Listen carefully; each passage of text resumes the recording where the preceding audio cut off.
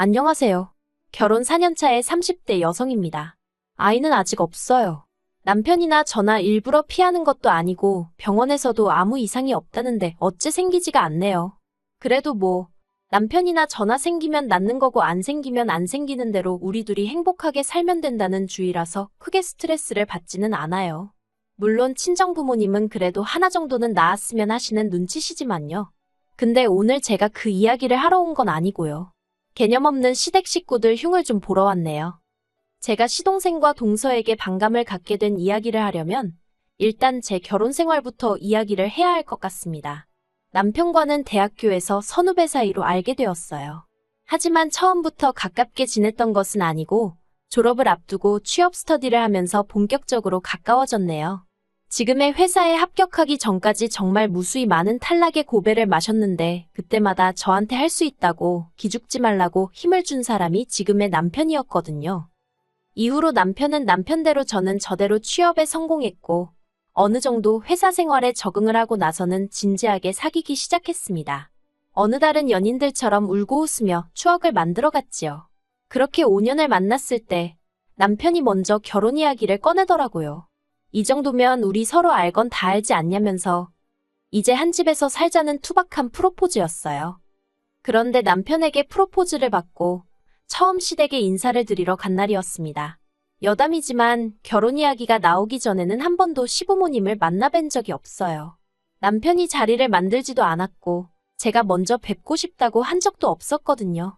그래서 처음 인사를 드리러 가는 자리가 무척 긴장이 되더라고요.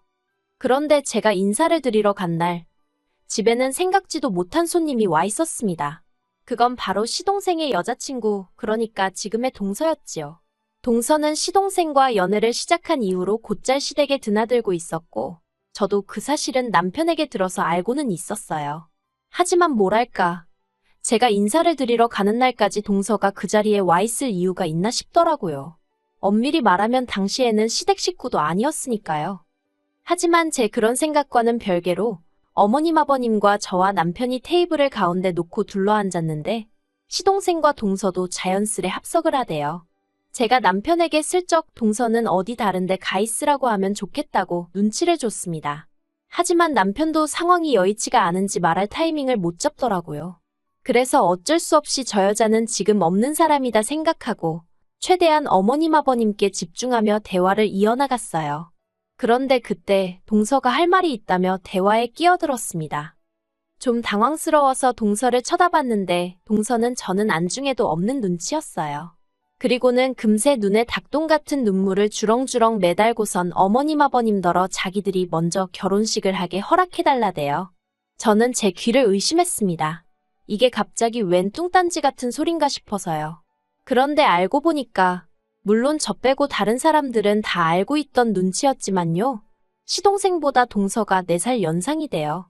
저보다도 한 살이 많았고요. 동서는 자기 나이가 벌써 33이라며 더 나이 먹고서 결혼하기 싫다며 자기 딴에는 그간 어머님 아버님도 자주 찾아뵙고 했으니 소위 그럴 짬이 된다고 생각한 건지 결결혼 먼저 하게 해달라고 아주 울며불며 난리도 아니었습니다. 졸지에 저는 시댁에 인사를 드리러 갔다가 못 볼 꼴을 보게 되었고 난처해하시는 시부모님이 딱해 보여서 그러면 그렇게 하라고 했어요. 5년을 만났는데 1년 더 연애 못하겠냐 그런 마음이었습니다. 그런데 동서가 얼마 안가 하는 말이 자기네는 봄에 결혼을 하고 싶으니까 저희더러 내년 가을쯤에 하라나요. 어이가 없어서 제가 남편더러 자기가 뭔데 날짜까지 정해주고 난리냐고 웃기지도 않는다고 했어요. 남편도 저렇게 경우가 없는지는 몰랐다면서 아무래도 제가 자기보다 어리니까 말을 쉽게 하는 것 같다고 저더러 조심하라대요. 하지만 동서의 헛소리는 그게 다가 아니었습니다. 결혼 준비를 하는 과정에 있어서 어머님이 저희를 부르셨는데요. 어머님이 하시는 말씀이 동서가 얼마 전에 그러더랍니다. 자기네는 많이 배우지도 못했고 직업도 불안정하니까 시부모님이 많이 도와주셔야 하고 반면에 저희는 둘 다 좋은 직장을 다니고 있으니 알아서 잘할 거라며 한마디로 그러니까 자기들한테 결혼 자금을 몰아달라 했다는 거예요. 솔직히 남편이 자기 얼굴에 침 뱉기 같다며 저에게 자세히 말하기를 꺼리긴 했지만 시동생이 착실한 성격은 아닙니다. 학교를 다닐 때도 사고를 하도 많이 쳐가지고 그나마 학교 졸업한 것만으로도 시부모님이 감격스럽다며 눈물을 흘리셨을 정도라니까요. 그런데 동서가 결혼자금 이야기를 하면서 어머님한테 그러더랍니다. 자기 남편, 그러니까 시동생이 저러고 사는 건 형인 저희 남편한테 하도 치여서 그런 거라고, 그러니까 어머님이 많이 신경 써주셔야 한다고요. 이렇게 표현해도 될지 모르겠지만 저희 어머님이 기억력은 좋으신데 눈치가 좀 없으세요. 그러니 그런 이야기도 저희한테 별 생각 없이 하셨겠지요. 하지만 어머님은 어떤 기분이셨는지 몰라도 저나 남편은 기가 차서 말도 잘 안 나왔어요. 시쳇말로 자기가 이 집에서 뭐나 되는 줄 아나 어떻게 어머님을 상대로 그런 이야기를 하지 싶은 게 생각할수록 어처구니가 없더라니까요. 남편도 시동생 사고 친 거 수습하느라 가져간 재산만 얼만 줄 아냐면서 그러고도 정신을 못 차리고 맨날 편하고 쉬운 것만 찾으려고 하니 그 모양으로 사는 거 아니냐고 어머님한테 화를 냈어요. 그리고는 결혼자금을 얼마를 누구한테 해주시던 간에 그건 어머님 아버님이 알아서 하실 일이지만 누구 하나 마음 상하게는 안 하셨음 좋겠다 하더라고요. 하지만 어머님에게 시동생이 아픈 손가락이었던 건지 아니면 동서가 말을 잘한 건지 결국 전셋집 얻어주셨습니다. 동서가 저한테 얘기를 해줘서 알았지 어머님도 저희에게 미안하셨는지 그런 이야기는 안 하셔서 전혀 모르고 있었어요. 그리고 저는 그때만 하더라도 남편이 어머님한테 해놓은 말도 있고 하니 저희도 결혼할 때 비슷하게 해주시려나 그런 기대가 약간은 있었네요. 그런데 이게 웬걸요. 막상 저희 결혼할 때 되니까 돈이 없다고 저희들이 알아서 하라고 하시대요. 그래서 결국 친정부모님이 전세에 보태라고 1억 해주시고 거기에 저희 둘이 모은 돈과 대출을 합해서 신혼집을 장만했어요. 혹시나 해서 하는 말이지만 이 부분에 있어서 제가 더해가서 억울하고 그런 건 전혀 없었습니다. 연애하는 동안 제가 봐온 남편은 워낙 바르고 착실했던 데다가 당시 상황이 여의치 않았을 뿐이지 앞날이 창창한 사람이었으니까요. 그렇게 저희는 경기도에 위치한 작은 아파트를 구입, 그곳에서 신혼살림을 시작했습니다. 이후로 시댁 식구들과는 좋을 것도 나쁠 것도 없이 대면대면하게 지냈어요. 어쩌다 한 번씩 가족 모임이 있어 모이면 동서는 어머님 옆에 딱 붙어 앉아서 싹싹한 며느리 노릇을 자처했는데 마치 자기와 어머님이 이렇게 친하다는 걸 저에게 과시하고 싶어하는 모양새였달까요. 그리고 저희 어머님은 그런 동서를 무척 예뻐하셨어요. 나중에서야 알게 된 게 어머님께 동서는 당신의 못난 자식이랑 살아주는 고마운 며느리였고 저는 당신의 잘난 아들 덕분에 호강하고 사는 배부른 며느리였더라고요. 그러다 지금으로부터 약 2년 전이었어요. 시동생이 가게를 차리고 싶다고 어머님께 이야기를 했다더라고요. 그런데 가게를 뭐 공짜로 차리나요? 돈이 있어야 차리지. 그러니까 한마디로 어머님 떨어 돈을 해달라는 얘기였던 거예요. 그리고 동서는 그 옆에서 지난번과 같은 레파토리로 저희 부부는 많이 배웠지만 자기네 부부는 가방끈이 짧아서 장사 말고는 달리 뭐 해먹고 살아야 할지도 모르겠다며 눈물 콧물을 쥐어짜댔습니다. 저희도 있는 데서 말이에요. 하지만 저도 그렇고 남편도 그렇고 그런 동서를 상대할 가치도 못 느꼈어요. 마음 한구석에는 어차피 시부모님이 가진 돈도 없으신데 어차피 못 도와주실 거라고 그러니 동서랑 신랑이 할 필요도 없다 그런 생각도 있었고요. 그런데 저희 시부모니 다른 의미로 대단하시대요. 재산이라고 달랑 가지고 계시던 그 집 하나를 담보 잡아 대출을 받아서 기어이 시동생 가게를 차려주셨거든요. 저도 저지만 남편이 그 사실을 알게 되더니 정말 악에 바친 사람 마냥 소리를 지르고 아주 난리도 아니었어요.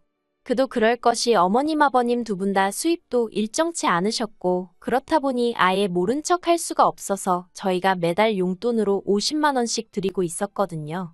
남편은 저희 친정에는 못 드리고 시댁에만 드리는 상황에 있어서 저에게 늘 미안해하던 중이었고요. 시부모님하고 연을 끊겠다는 남편을 제가 뭐에 씌웠었는지 그러면 안 된다고 말렸습니다. 그래도 자식돌이는 하고 살아야 하지 않겠냐고 남편을 설득했지요. 지금 생각하면 제가 제 발등 찍은 게 맞아요. 하지만 그때는 그래도 그렇게 중간에서 중재를 하는 것이 제 역할이라고 생각했거든요. 그래서 제 덕분이라고 해야 할지. 아무튼 시부모님하고 전보다 더 대면대면하긴 했지만 얼굴은 보고 살았어요. 한편 시동생이 차린 가게는 핸드폰 가게였는데 처음에는 그래도 오픈빨이라고 해야 할지 장사가 그럭저럭 되는 것 같더라고요. 저는 말은 안 했지만 저 때 방심하지 말고 더 열심히 해야 할 텐데 하고 생각했어요. 하지만 세상사가 제 뜻대로 되는 적이 있던가요? 몇 달 가게가 장사가 좀 된다 싶었는지 시동생이 차를 뽑았더라고요. 국산이긴 했지만 그래도 4천이 넘는 세단으로요. 게다가 가족끼리 밥 먹는 자리에 동서도 명품백을 척하니 메고 나왔대요. 그리고는 제가 묻지도 않았는데 요새는 이 정도는 들어야 사람들이 무시를 안 한다는 둥 어쩐다는 둥 헛소리를 해대는 거예요. 그러면서 저더러 언제까지 그렇게 청가방이나 들고 다닐 거냐면서 그러고 다니면 회사에서 무시당하지 않냐고 동료들이 말은 안 해도 저를 어지간히 깔보고 있을 거라나요. 정말이지 하는 말이 꼴 같지도 않아서 그거야 사람들 생각하는 수준에 달린 거 아니겠냐고 한마디 해버렸네요. 무슨 뜻이었는지 알아들었는지는 모르겠지만요. 그리고 아니나 다를까 작년 가을쯤 장사가 너무 안 돼서 권리금도 못 받고 가게를 넘겼다는 소식이 들려오대요. 별로 놀랍지도 않았습니다. 그러다 결정적인 일이 터진 게 바로 올해 초였어요. 그날은 원래 친정부모님과 저희 부부 이렇게 넷이 여행을 가려던 날이었는데 이른 아침부터 어머님이 급하게 저희 부부를 찾으시대요. 그래서 여행을 미루고 시댁에 가게 되었습니다.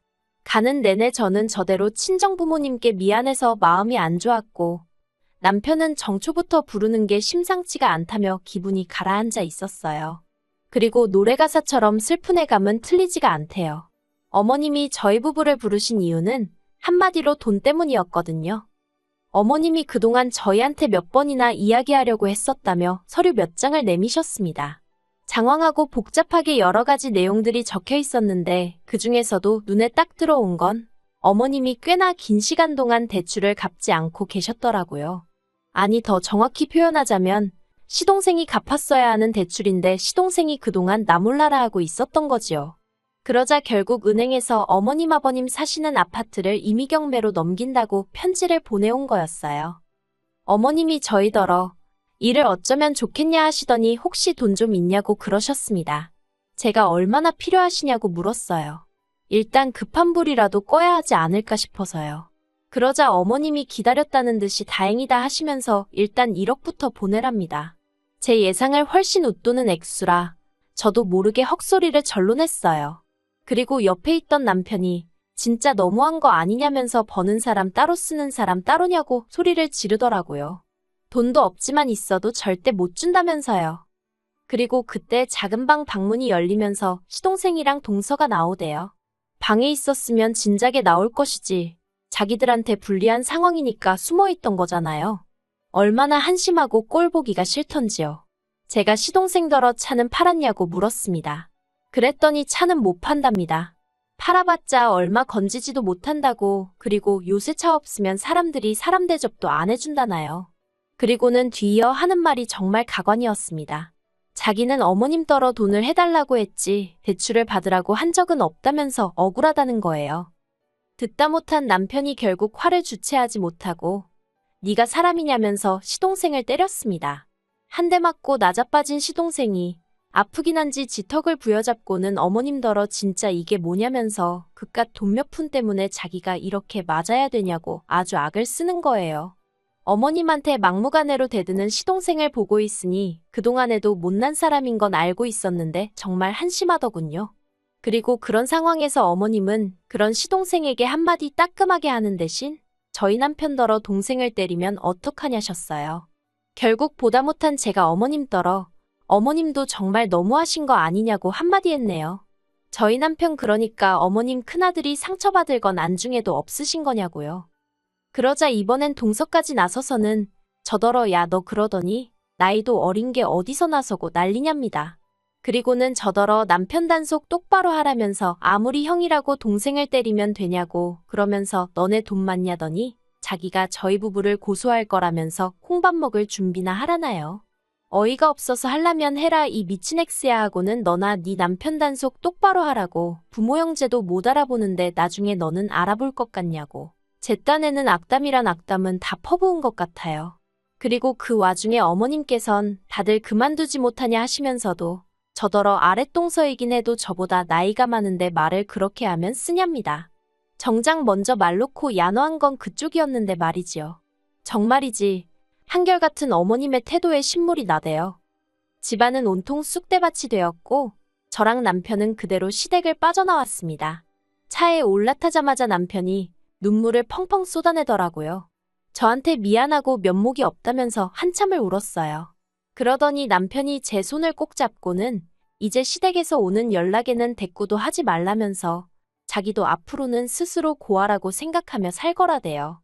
이제 자기한테는 장인 장모님하고 저밖에 없다면서 달리 해줄 말도 없고 보고 있는데 짠하더라니까요.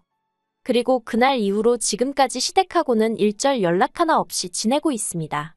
정확히 말하자면 전화기가 불이 나도록 문자며 전화며 울려대지만 남편이 받지 말라 해서 그냥 다 무시하고 있어요. 남편은 아예 시댁 식구들을 다 차단시켰다대요. 그리고 동서는 지가 뭘 얼마나 잘한 줄 알고 아버님한테 달려가서 저희 부부와 있었던 일을 다 일렀던 모양입니다. 그런데 번짓수를 잘못 짚은 거예요. 저희 아버님이 젊어서 어머님 한번 크게 속썩이시고 이후로 길을 못 피고 사셔서 그렇지 저희한테는 뭐 크게 요구하는 것도 없으셨고 오히려 미안해하셨던 분이에요. 제가 생각했을 때는 시댁 식구들 중 남편 다음으로 제일 정상에 가까웠달까요. 그리고 역시나 아버님이 동서한테 크게 뭐라고 하셨답니다. 며느리 하나 잘못 들어와서 집안 개꼬라지 났다고 앞으로 시댁에 얼씬도 하지 말라고 했다네요. 솔직히 남편을 보고 있으면 마음이 안 좋아요. 자긴 아무렇지 않다지만 저 속이 얼마나 썩어문드러졌을까 싶기도 하고요.